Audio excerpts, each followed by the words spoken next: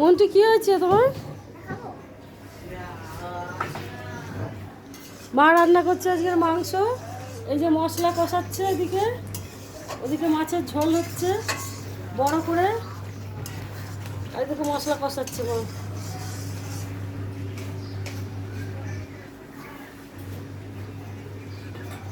তো দুপুরবেলা আজকে রবিবার আমাদের মাংস ভাত আর একদম পাতলা করে একটা ট্যাংরা মাছের ঝোল, এই রান্না হয়েছে।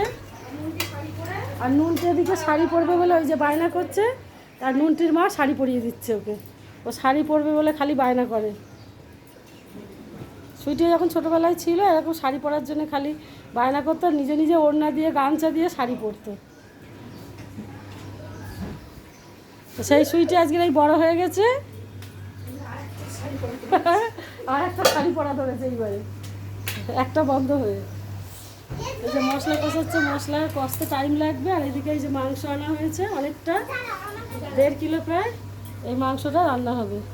তো মাংসটা আজকে সাদা চিকেনই হবে, বাটার চিকেন রান্না করা হবে, তো সেই জন্য দই দিয়ে মাখানো রয়েছে।